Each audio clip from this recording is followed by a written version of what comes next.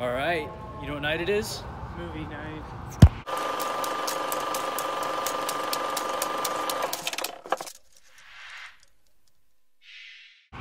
All right, so your boys, we're gonna go see Spider-Man. Yeah. Far From Home. Far From Home. So we're here, Second time theaters. yes, in this lovely state of Nevada. We're in Nevada. So yeah, we're in Nevada. Okay. So we'll see you maybe inside the theater, maybe not. Okay. So. Hey, oh, it's not in focus. Okay. Oh, it's not? Oh well. Well. Take the glasses off for once. I'll wear the glasses for Oh once. shit. Yeah. So, you wanna sit down in our movie spots? Sure, yeah. Okay, well, this is different. Don't pay attention to this. So, you want to see the new Spider-Man film, eh? Got Drake here. Spoiler warnings. Yeah, spoiler alert. This is a spoiler review, and we might even go a little in depth on some parts. Yeah, because we don't really want to try and censor ourselves. It's too much work. And it's basically 3 in the morning, too. Yeah. So, we just got back from seeing Spider-Man Far From Home, and overall, great movie. Oh, yeah. Definitely the funniest in the MCU so far. I mean, Ragnarok gives it a run for its money. I still think this one is. This one was pretty. It had It more than 50% of the movie was very funny. Like, it wasn't like a comedy, but it just had like little moments that made you laugh. Yeah. It was great. So, movie starts. Oh yeah, what did you think first? I thought it was great. Oh, I loved it. I thought it was definitely recommend. Now, I feel like this is a more different movie, especially coming off from Endgame. It has, honestly, it feels a little darker, in my opinion. It feels Yeah, dark. they were like, well, I wouldn't say darker, but they're definitely taking the tone a lot different. So, they have a name in the MCU for what we call the snap, what Thanos did.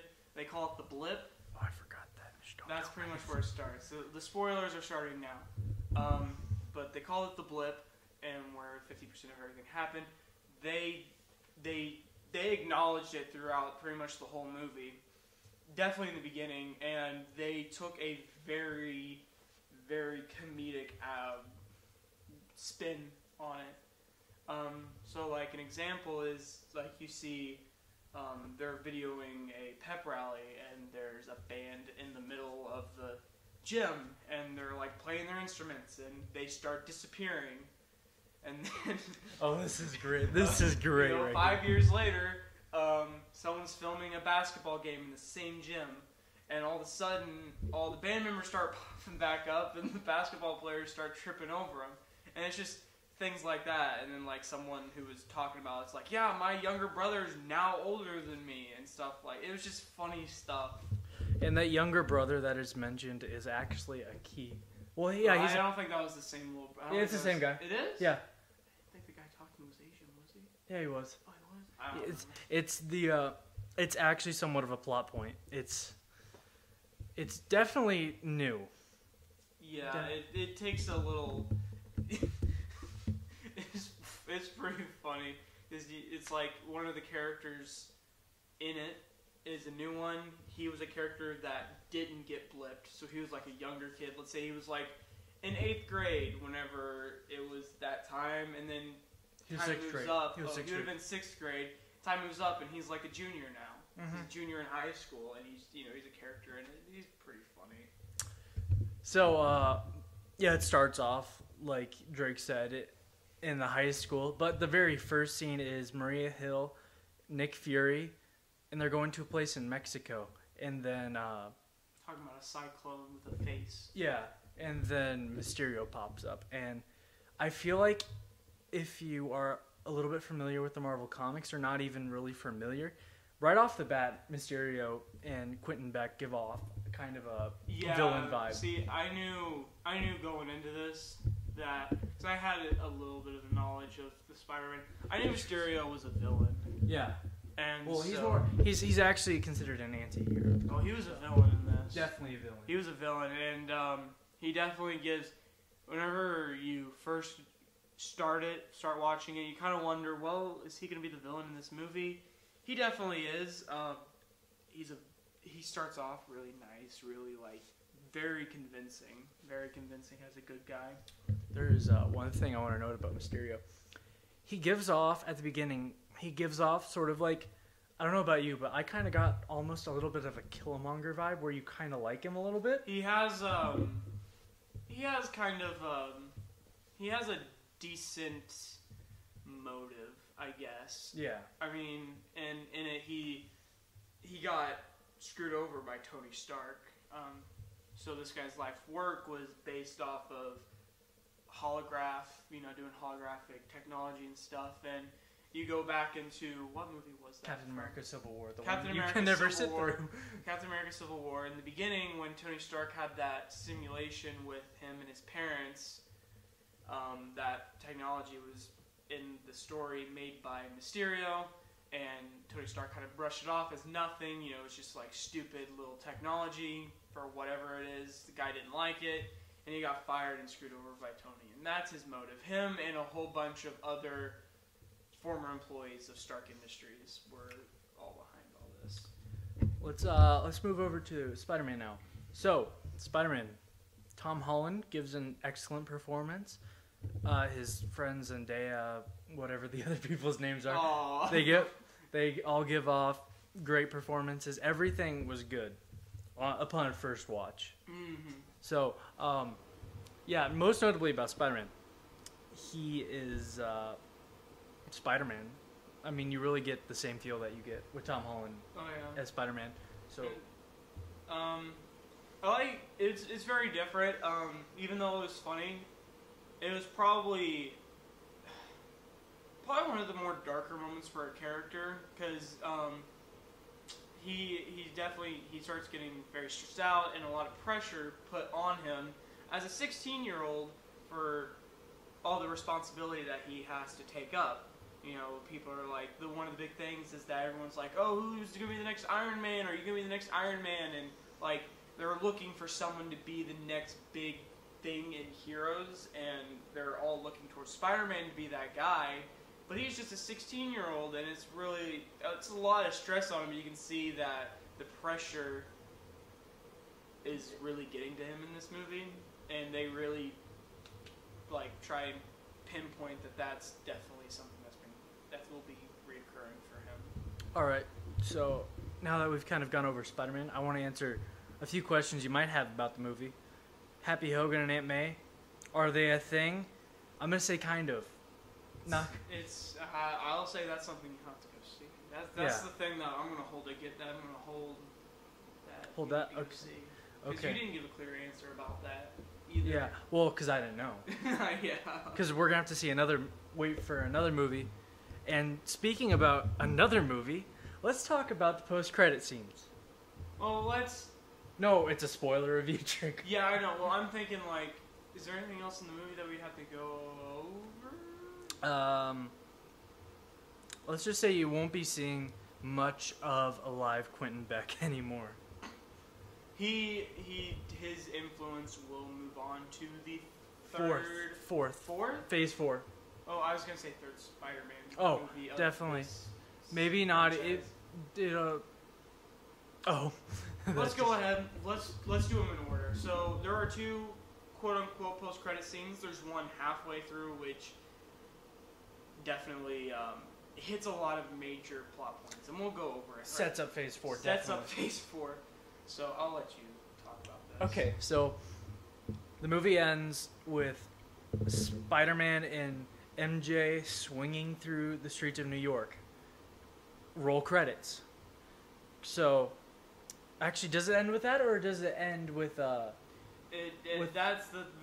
swinging through is the part of the post credit scene.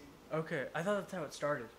Doesn't it? It ends with them swinging through, and then It was all together. it was all together. It was all together. Okay, so it ends with Peter asking Aunt May and happy if they're together. That part's definitely at the end. And then, for sure, what I know in the post-credit scene is Peter saying he'll be right there. He goes, picks up MJ, and they're swinging through the streets of New York. MJ's not liking it, so he puts her down. Spider-Man gets up on top of a light pole, I think. Yeah. And the screen turns on, and like a town square TV. Yeah. The news, like breaking news type of thing comes Yeah. up. and You see the very, what's his name? I don't know. oh no, this is the one with Oh, Mysterio. yeah. That's the second. Well, no, it's all together. Isn't Yeah. It? Yeah. So, basically, you see Mysterio leaving a message saying how Spider-Man is the bad guy and stuff, and then he says that Spider-Man is Peter Parker. Yeah, And- he gives away Spider-Man's identity. They put his picture up and everything, which I guess watching the movie, it definitely makes sense because Mysterio is a whole team of people, and their whole thing is through manipulation and deceiving people. That was their whole thing, to keep the superhero alive for them, and so it would make sense that there was a lot of drones involved in this, and they took footage from the drones and edited it to make it look like Spider-Man was the bad guy, and then bomb drop, he lets everyone know that Peter Parker is Spider-Man.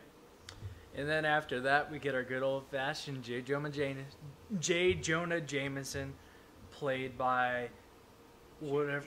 J.K. Simmons, played by J.K. Simmons from the Sam Raimi Spider-Man trilogy.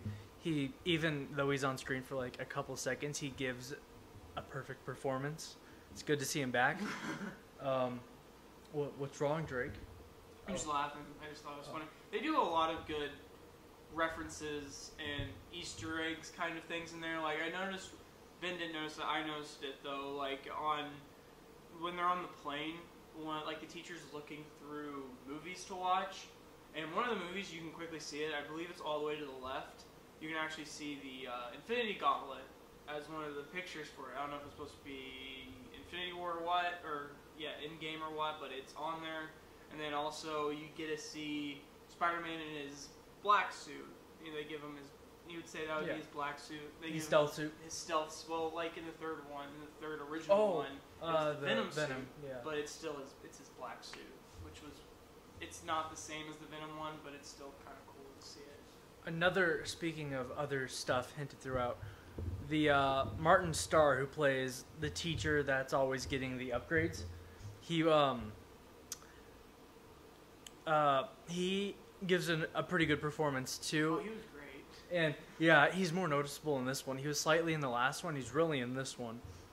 And I just think it's great that he's in this because back in the late 90s, he was in the show Freaks and Geeks with Seth Rogen and James Franco. And I think it's cool that since he was in the same show with James Franco, the Green Goblin is also there. The new Goblin? The old Goblin. No, they call him the new Goblin. Oh yeah, well yeah, the old new Goblin. Yeah. That's what we'll call him. Because I bet we'll be seeing a Goblin here pretty soon. Dude, I'm ready for that. And yeah, I thought that was pretty cool. And then I think we should move on to the second post-credit scene because we're already at 13 minutes. So that second post-credit scene is really interesting. It shows that both Maria Hill and Nick Fury were actually just disguised Skrulls. And then you see Nick Fury waking up on a ship, probably setting up the next Captain Marvel movie.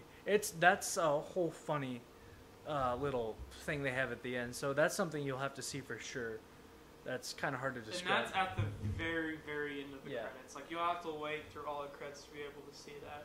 And then if you pay attention closely at the credits, you see that Captain America has some mentionings in the credits, but that's where I'm going to leave this video off. If you like the video, please comment, subscribe, like it, all that good stuff. I hope you have a good night, and we'll see you in our next video, which this will probably be going up before the Jaws 3 video. But we did do that. Yeah, we've already reviewed Jaws 3. That's a whole thing in its own, whatever we want to talk about.